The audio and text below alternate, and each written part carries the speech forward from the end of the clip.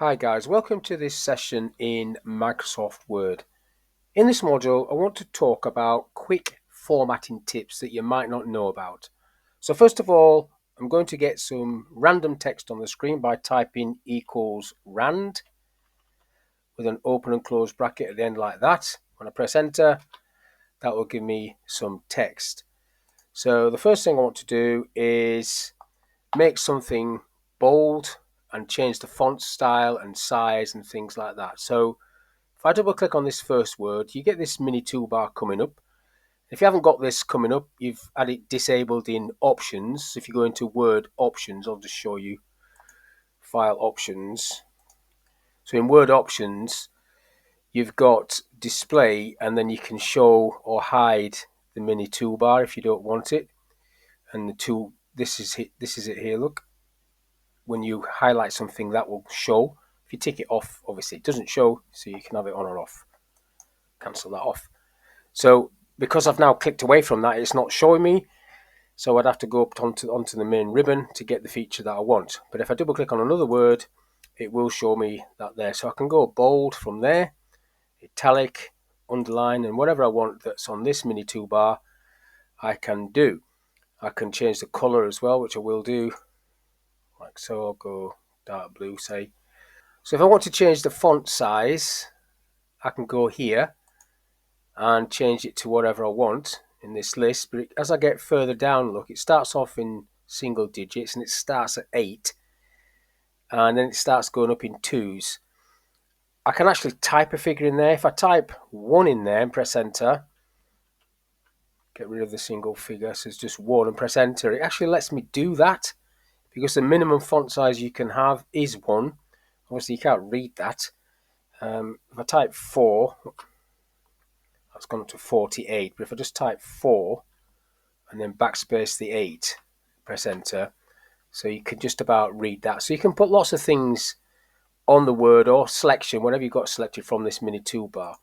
If I highlight a bit of text, comes up again, you can do a bullet list like that, take that off, and you can drop that down and select different options in there. So it's quite useful, this little mini toolbar, but sometimes it does get on your nerves a little bit. If I highlight that, and then I want to highlight this. Now this is, I want to click on the text here. Now this is in the way. So how do I get rid of it? I just click away and then highlight it again, and hopefully as soon as I click, it will get out of the way. If it doesn't get out of the way, this is where you would go back into options and knock it off, because then it is slightly irritating. Anyhow, back to this word that I've got selected here. Now I've done a few things to that. One of the first tips I want to show you, or one of the great tips really, is the key command Control and Spacebar. That will put everything back to the default font, which was in this case Tahoma 12. That's what I like to have. That's the default. It's not the Microsoft default. The Microsoft default is Calibra 11 point. I don't get 11. And it's also set to multiple lines and 1.15 and spaces before and spaces afterwards. It's also I don't want. So I've come in here, put this to how I want it, 00, single line spaces, and I've set that as default for all my computers, which I think is more beneficial and looks better. So click OK to that. Now if I want to change the font like I've just done with the mini toolbar, I can do it up there. You can go into format font through this little arrow here, brings this box up, and you can change the font there as well, the font size. Key command though, Control and the square bracket. Right square bracket will increase by 1 point, left decrease by 1, like so. Now another one is quite useful. If I click once on that line and pointing to it, this is called the selection area. I've done videos on this before, but I want to change the case on this.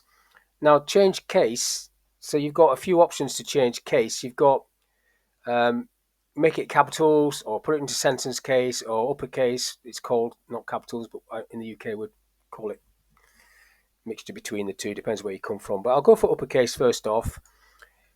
So that's put the whole paragraph into uppercase. If I highlight a word, just a word, I can do the same thing there, change case, uppercase, and then that word's there. If I double click in the margin, it highlights the paragraph. If I go up to change case, I can put it into what's called sentence case, and then it will put a capital letter at the beginning, which it does anyhow when you type, but also after every full stop you'll see a capitalized word like so. So you may have a word that you want to be capitalized but it isn't, like that one. You just double click it to highlight it, put that into capitals myself, uppercase, like so. Now if I highlight all of that paragraph again, the key command to do this, it doesn't do all of the options that's in there, because obviously there's a few other ones. Capitalize each word, uppercase, lowercase, sentence case, and then toggle that. That automatically will happen or correct itself in Word if you've got the option ticked on in autocorrect. I'll just show you where that is. If I go back into File, Options, and then under Proofing, you've got this autocorrect options. If I go in there, it's got accidental use of caps lock. So that if that's ticked on, as you are typing, as long as you're typing fast enough and don't see it and stop and manually do it yourself, that will automatically correct itself. If you've accidentally got the caps lock on and used your shift key to do a small C in that example there, it will correct itself. Unfortunately, most people see the mistake and then stop typing before it corrects itself and start backspacing and correct it manually. You don't need to, because it is set in there to do it. So that was that one. But the key command to put this into either sentence case or lowercase uppercase is this. You need the F3 function key, so it'll be Shift F3, Shift key and then F3. I pressed F3 once, I've still got the Shift key down, press F3 again, that's lowercase. That went to sentence case, so I'll just do it again. First one goes uppercase, second one lowercase, third one sentence case. That's where it's capitalizing the first letter there, and every letter after a full stop, it's capitalizing it. So it isn't rotating through all of them, but it's going through the three main things there: sentence, lower, upper. Right, so it's not doing that, and it's not doing that. It's not needing to do that one. But that's what that's all about, changing case. It's quite useful when you get a document that comes in. Maybe you've got it off the internet, you've dropped some text into Notepad, or you come straight into Word. It's got all sorts of different formatting on it. You don't want to do that. You want to just copy and paste it in as just text, and it hasn't got any punctuation even. You have to go through it and maybe manually do this, and this is just be a quicker way of doing it. And rather than dropping this list down, you're just going to remember that Shift F3 to do the changeovers.